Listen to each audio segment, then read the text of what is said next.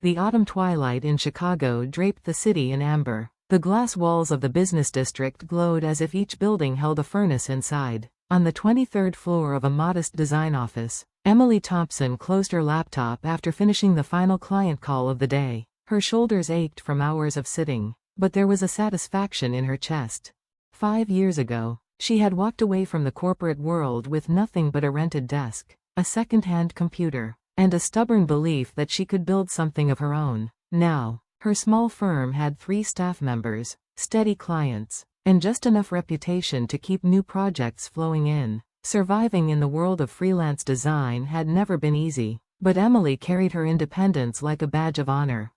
Her cell phone vibrated against the desk, startling her. She reached for it, already expecting a last-minute client request, but the message on the screen made her exhale in a different way. "Mom, Sunday dinner next week as usual. Come at 6. Emily stared at the short text for a moment. It was phrased like an announcement, not an invitation, a ritual that had been carved into her life, unchanged, unquestioned. She typed back a single word. Understood.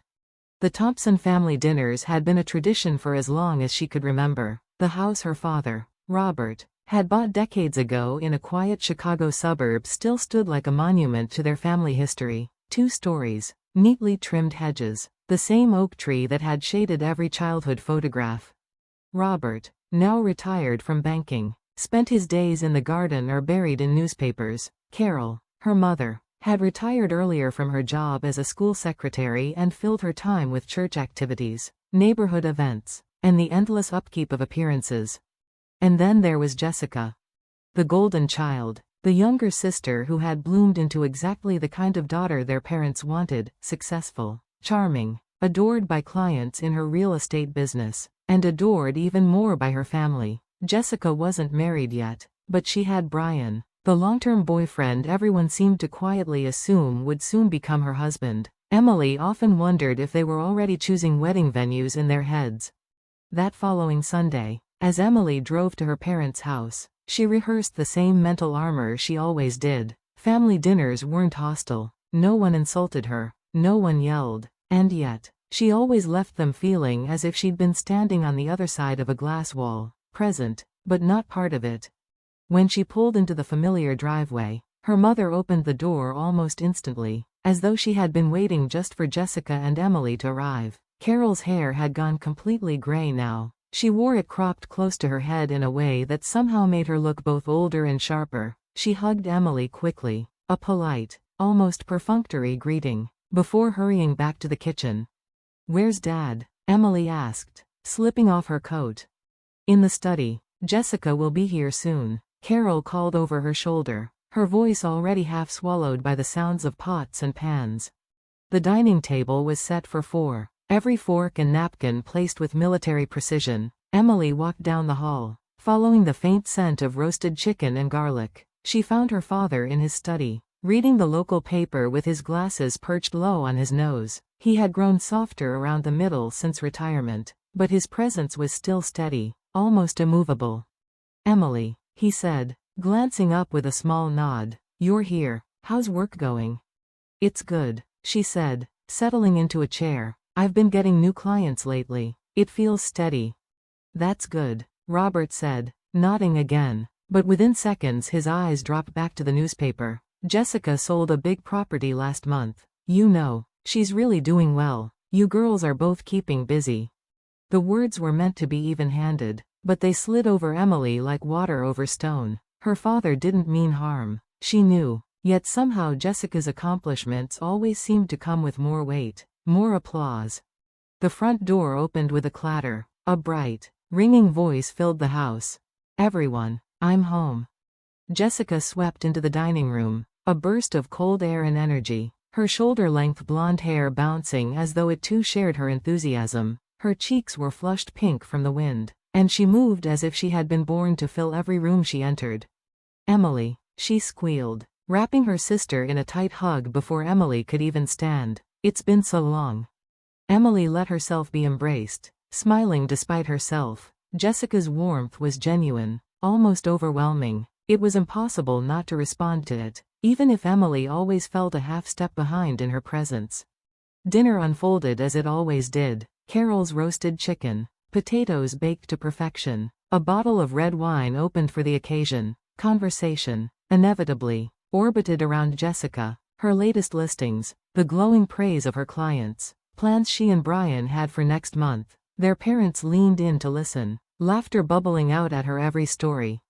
Emily joined in where she could, asking a question here, offering a smile there, but she could feel herself drifting into the role of a spectator, watching the performance of a family in which she was both cast member and audience.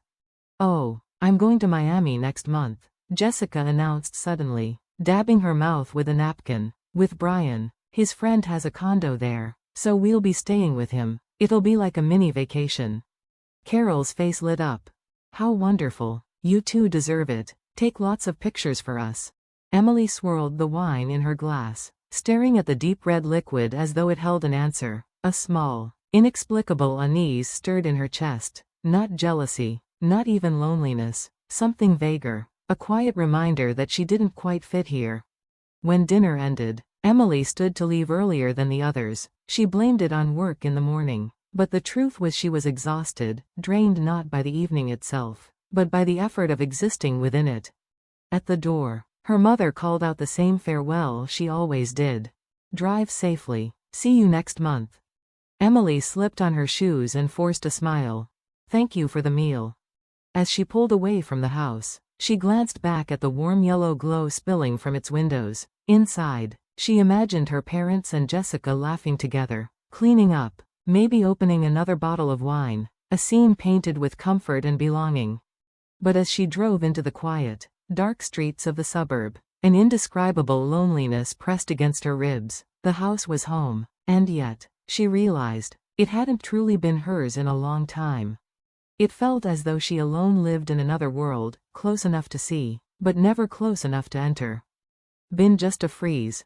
Emily looked up from the counter at the repair shop. The young technician, dressed in a navy polo with the store's logo stitched across his chest, gave her a reassuring smile. "Oh, really? Thank you. But just to be safe, could you transfer the data to a new smartphone?" Emily asked, relief mixed with hesitation in her voice. The technician nodded. "That's no problem. Actually, it's been acting up for a while. It might break completely next time, so it's a good idea to switch now." Emily agreed, and the process began. She sat in the corner of the shop, listening to the faint hum of machines and the clattering of keyboards. Customers drifted in and out, each with their own small crisis: shattered screens, sluggish batteries, forgotten passwords. Her mind wandered. She thought of her mother, Carol, and her tendency to hold onto old things: faded sweaters, yellowing recipe cards, notebooks filled with lists. Carol had never been particularly tech-savvy. Emily assumed this cracked smartphone was just another thing she had stubbornly used until it became unusable. A few minutes later, the technician raised his head. "Ma'am, the data transfer should be fine, but I have one question." Emily approached the counter. "Yes? This phone has a hidden folder. Do you want us to transfer that too?" She blinked. "A hidden folder?" "Yes, it's password protected. The name of the folder is, well, it's just called hidden. We'll need the password to move its contents." Emily frowned. Her mother? Using a password-protected hidden folder? It didn't sound like Carol at all. Carol barely knew how to update her apps, let alone create something like this. "I'm sorry, I don't know the password," Emily said softly. "Let me ask my mother." The technician nodded politely. "No rush. We can wait for confirmation." Emily left the shop and sat in her car parked at the curb. She dialed Carol's number. The phone rang and rang. No answer. She tried again. Still nothing. Her eyes dropped to the screen of the old phone in her lap. The password entry box glowed faintly. The word hidden stared back at her like a taunt. Her mind spun. Carol always used birthdays or anniversaries for everything: garage codes, Wi-Fi passwords, even the safe in the basement. Almost without thinking, Emily typed 0315, Jessica's birthday. The screen shifted. Access granted. Emily's breath caught in her throat. She tapped the folder. Hundreds of photos spilled open across the screen. At first, her brain struggled to process them. They looked like ordinary family photos: her father and mother, Jessica at their side, the three of them smiling on a Hawaiian beach, clinking wine glasses at a high-end restaurant, wrapped in scarves in front of a Christmas tree, carving turkey at Thanksgiving, singing at Jessica's birthday party. Her stomach clenched. She scrolled faster, the pattern sharpened with every swipe. She wasn't in a single one. Not once. Emily's hands shook. The phone nearly slipped from her grip. Scrolling further, she saw neatly organized albums: Hawaii Trip 2023, Napa Valley Weekend Trip, Jessica's Birthday, Thanksgiving 2024. And then, her eyes froze. Family photos without Emily. She opened it with trembling fingers. There they were, 5 years of carefully documented gatherings, vacations, celebrations, all without her. Trips she hadn't been told about, birthdays she hadn't been invited to, anniversaries she hadn't even known existed. It wasn't an oversight, it was intentional, systematic. Her chest tightened as she gasped for air, sweat dampened her palms. 5 years. For 5 years, she had been erased from her own family's memories. One photo stabbed her like a blade. It was Christmas morning last year, a luxury hotel suite, a decorated tree glowing behind them, snow falling outside the window. Her parents and Jessica were in matching pajamas, mid-laughter, surrounded by gifts. That same Christmas, Emily had eaten microwaved noodles alone in her apartment. When she had called, her parents had said, "We're just spending it quietly this year." Quietly, without her.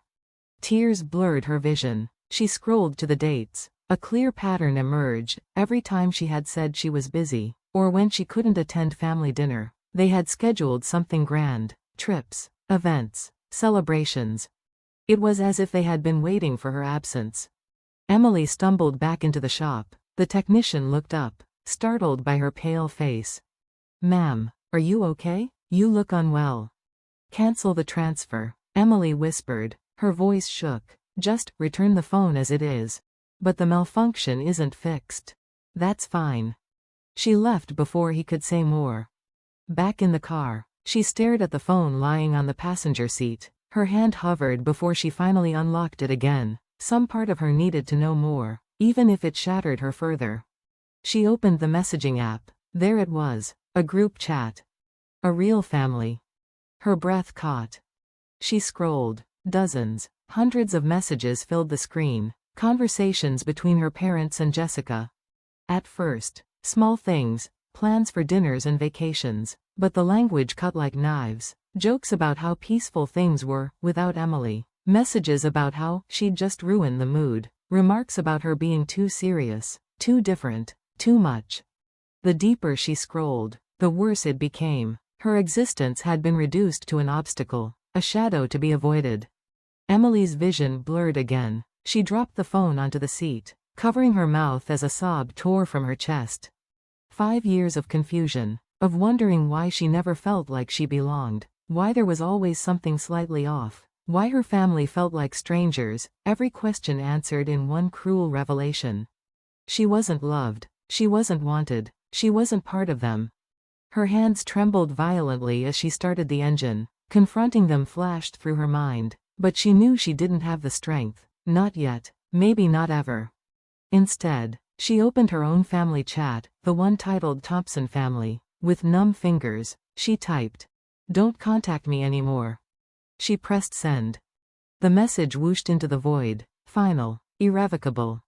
For a long moment, Emily sat in silence, her breathing shallow, her chest heavy with grief, and then, unexpectedly, a strange lightness crept in. The truth was devastating, but it was also liberating. The rain tapped steadily on her windshield, each drop like a reminder. Something had ended tonight, but something else, something uncertain, maybe even hopeful, had just begun.